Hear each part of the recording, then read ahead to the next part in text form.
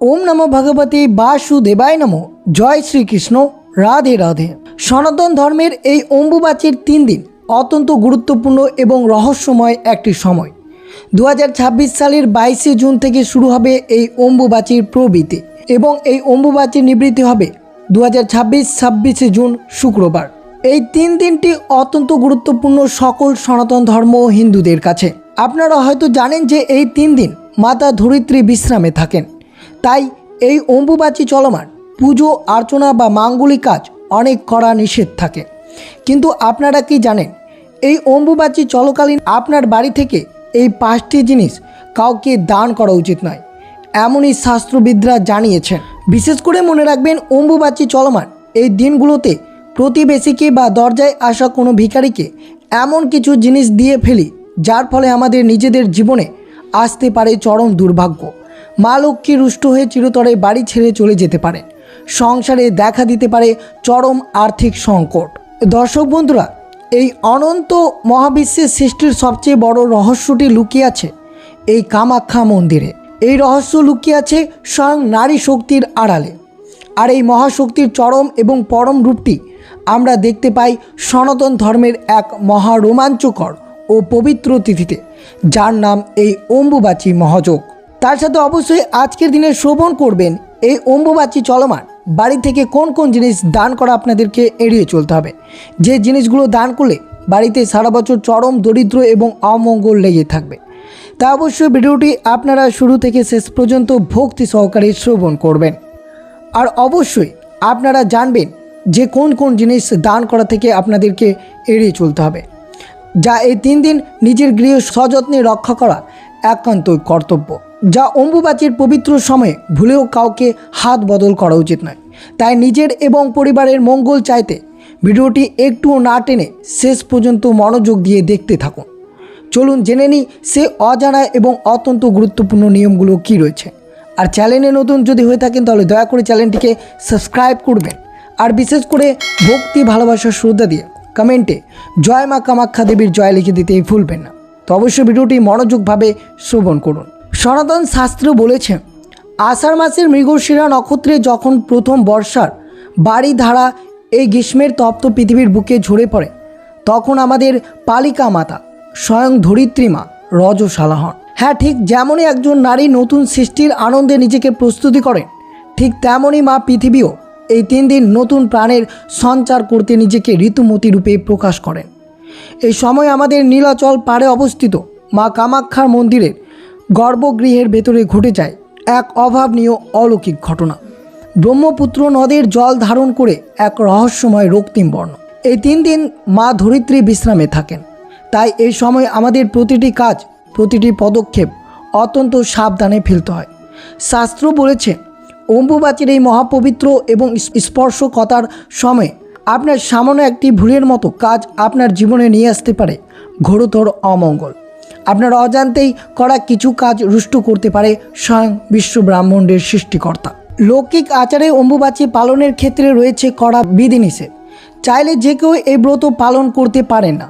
সাধারণ বিধবা নারী, তন্ত্র সাধক ব্রহ্মচারী এবং সাধু সন্ন্যাসীরাই এই তিথি পালন করে থাকেন। সনাতন ধর্মের সধবা নারীদের জন্য এই ব্রত পালনের নিয়ম নেই, তারা ইচ্ছা করলে এই আচার থেকে বিরত থাকেন। অম্বুবাচীর 3 দিন মা ধরিত্রীকে অশুচি বলে গণ্য করা হয়, তাই এই সময় উনুনে আগুনে জ্বালানো সম্পূর্ণ নিষেধ। মাটির বুকে আগুন জ্বলে, তাই ধরিত্রীকে কষ্ট না দিতে এই প্রাচীন প্রথা। ব্রতকারীরা এই 3 দিন সম্পূর্ণ অন্নহীন থাকেন। আগুনে রান্না করা কোনো খাবার তারা স্পর্শ করেন না।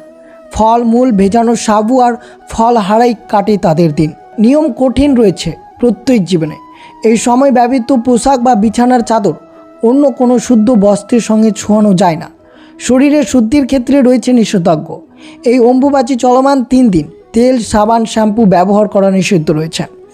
এই বিশেষ 3 দিন বাড়ির দেবদেবীরা থাকেন নিবৃতে। ঘরের সমস্ত দেবীর মুখ লাল কাপড়ে ঢেকে রাখা হয়। দেবীর রূপ দর্শন এই সময় নিষিদ্ধ। 3 দিন পর অম্বুবাচীর তিথি কাটলে শুরু হয় শুদ্ধিকরণ। সবার আগে ধুয়ে ফেলা হয় ঘরের জামা কাপড়, বিছানার চাদর। তারপর ব্রতকারীরা সাবান শ্যাম্পু মেখে স্নান করে শুদ্ধি হয়। শেষে আছে দেবতার সুচিতার পালা। লাল কাপড় সরিয়ে দেবতাদের স্নান করানো হয়, পুরনো হয় নতুন বস্ত্র, সারা ঘরে গঙ্গা জল ছিটিয়ে তবেই ভাঙা হয় অম্বুবাচীর ব্রত। প্রকৃতির এই পুনর্জন্মের উৎসবে এই সব মিলে রয়েছে সনাতন ভক্তি ও লোকচার। বিশেষ করে অবশ্যই এইভাবে অম্বুবাচীর দিনটি পালন করা হয়ে থাকে।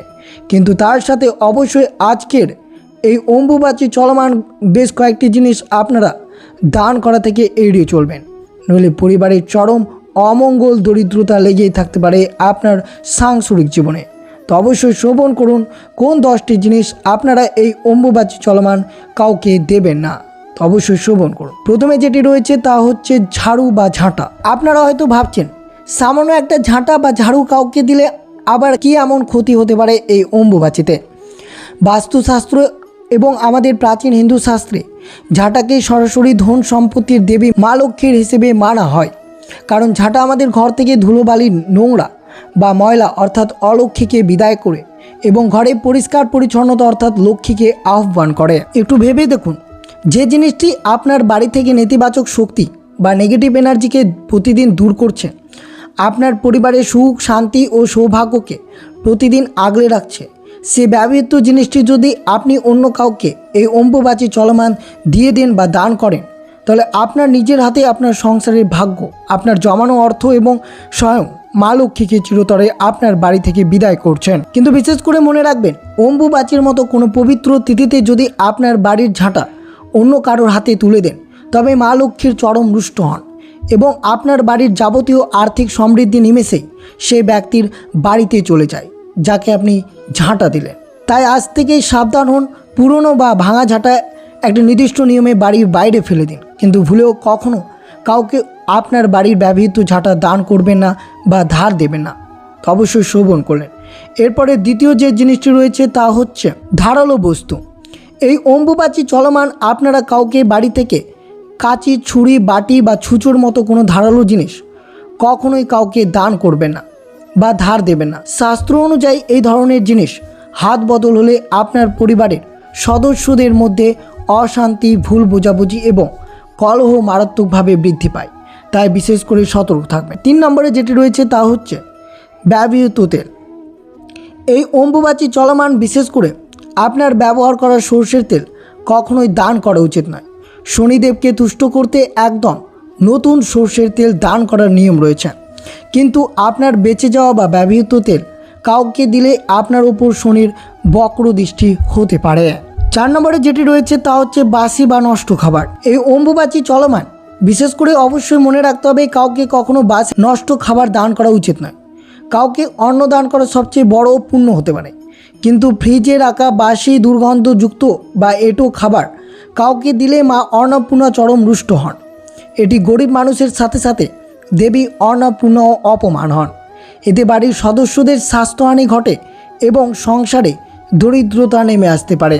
5 নম্বরে যেটি রয়েছে স্টিল বা প্লাস্টিকের বাসন। দান করার সময় অনেকে স্টিল বা অ্যালুমিনিয়ামের বাসন দিয়ে থাকেন, কিন্তু মনে রাখবেন এই অম্বুবাচী চলমান এই ধাতুগুলো অর্থাৎ স্টিল বা প্লাস্টিকের বাসন কাউকে কখনো দান করবেন না, নইলে রাহু ও শনির দোষ হতে পারে এবং জীবনে অহেতুক বাধা ও দুর্ভাগ্য নেমে আসতে পারে আপনার দৈনন্দিন জীবনে। তাই বিশেষ করে সতর্ক থাকবেন। 6 নম্বরে যেটি রয়েছে ছেঁড়া বা পুরনো জামা কাপড়। গরিবদের পোশাক দান করা খুবই ভালো কাজ, কিন্তু আপনার বাতিল করা বা একদম ছেঁড়া বা পরার অযোগ্য জামা কাপড় কখনো কাউকে দেবেন না। এতে আপনার সৌভাগ্য দুর্ভাগ্যতে পরিণত হতে পারে এবং আপনার ইতিবাচক শক্তি অন্যের কাছে চলে গিয়ে নেতিবাচক শক্তি বাড়িতে প্রবেশ করতে পারে। তাই বিশেষ করে অবশ্যই সতর্ক থাকবেন। এই অম্বুবাচী চলমান এইসব জিনিস কাউকে কখনোই দান করবেন না। 7 নম্বরে রয়েছে লবণ বা নুন। এই অম্বুবাচী চলমান সূর্যাস্তের পর কাউকে কখনো লবণ ধার দেবেন না বা দান করবেন না। লবণকে সরাসরি শুক্র গ্রহ বা অর্থের সাথে তুলনা করা হয়। নুন দান করার অর্থ হলো আপনার বাড়ির আর্থিক সমৃদ্ধি ও সুখ শান্তি অন্যের হাতে তুলে দেওয়া। তাই বিশেষ করে অবশ্যই এই শুভ দিনে আপনারা লবণ কাউকে দান করবেন না। ছেঁড়া ধর্মগ্রন্থ বা খাতা।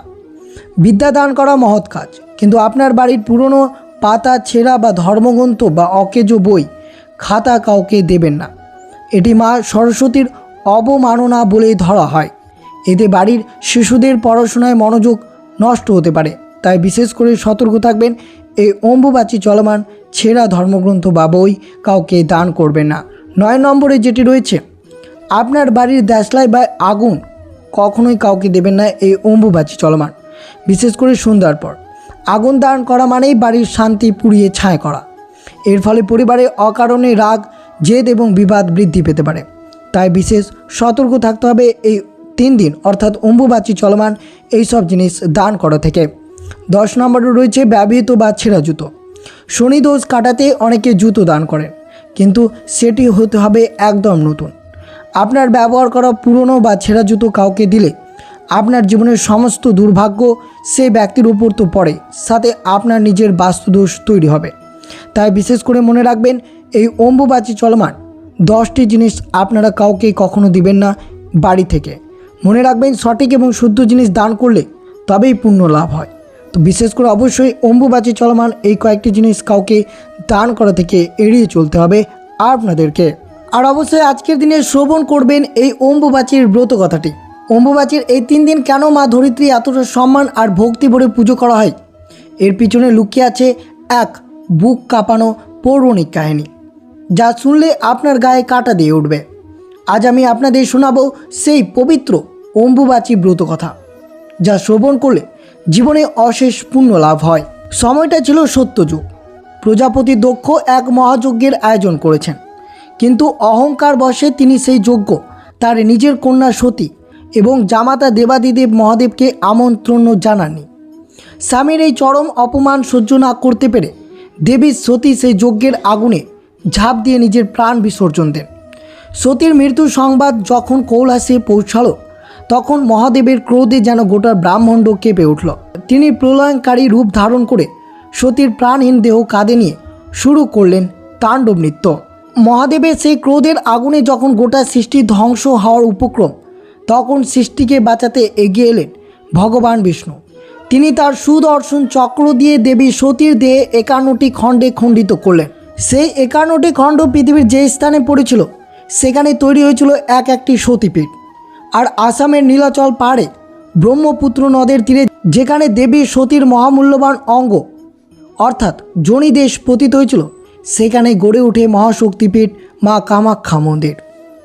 শাস্ত্রে বলেছে, যেহেতু এখানে মায়ের যোনিদেশ পতিত হয়েছিল, তাই নারী শক্তির মূল আধার হিসেবে মা কামাখ্যা প্রতি বছর আষাঢ় মাসের মৃগশিরা নক্ষত্রে রজস্বালা হন। আর এই সময়টি আমরা অম্বুবাচী বলে থাকি। অম্বুবাচীর ব্রত কথা আমাদের শেখায় যে প্রকৃত এবং নারী শক্তি একে অপরের পরিপূরক। এই পবিত্রতম 3 দিন মায়েরা যে ব্রত পালন করেন তা অত্যন্ত কঠোর। এই সময় আগুনের ব্যবহার নিষিদ্ধ, তাই ব্রতীরা কোনো গরম খাবার বা রান্না করা খাবার খান না। ফল, দুধ এবং চিড়ে খেয়ে তারা এই ব্রত পালন করেন। এই 3 দিন মাটি খোঁড়া, গাছ থেকে ফল পাতা ছেঁড়া সম্পূর্ণরূপে নিষিদ্ধ, কারণ মা এই সময় বিশ্রামে থাকেন। কথিত আছে, যে নারী বা পুরুষ এই অম্বুবাচীর সময় মায়ের ব্রত কথা শোনেন এবং নিয়ম কানুন শুদ্ধ মেনে পালন করেন, মা কামাখ্যা তাদের জীবন থেকে সমস্ত দুঃখ, দরিদ্রতা এবং রোগ ব্যাধি চিরতরে দূর করে দেন। তাদের সংসারে কখনো অন্যের অভাব হয় না। আর যারা অহংকার বশে এই নিয়ম অমান্য করে, তাদের জীবনে নেমে আসে ঘোর দুর্গতি। তাই বন্ধুরা, মায়ের এই বিশ্রামের দিনগুলোতে আমরা যেন একটু সংযমী হয়। এই পবিত্র ব্রত কথাটি আপনাদের কেমন লাগলো, এবং ভিডিওতে বলানো হয়েছে যে এই অম্বুবাচী চলমান কোন কোন জিনিস আপনারা বাড়ি থেকে কাউকে ভুলেও দান করবেন না, তা অবশ্যই কমেন্ট করে জানাবেন এবং কমেন্ট বক্সে ভক্তি ভরে লিখে দেবেন জয় মা কামাখ্যা দেবীর জয়। ভিডিওটি নিজের পরিবার ও বন্ধুদের সাথে শেয়ার করবেন। আর চ্যানেলে নতুন হয়ে থাকলে দয়া করে চ্যানেলটিকে সাবস্ক্রাইব করে দিতে ভুলবেন না, যাতে তারাও এই পুণ্য কাহিনী শ্রবণ করতে পারেন। হরে কৃষ্ণ, রাধে রাধে।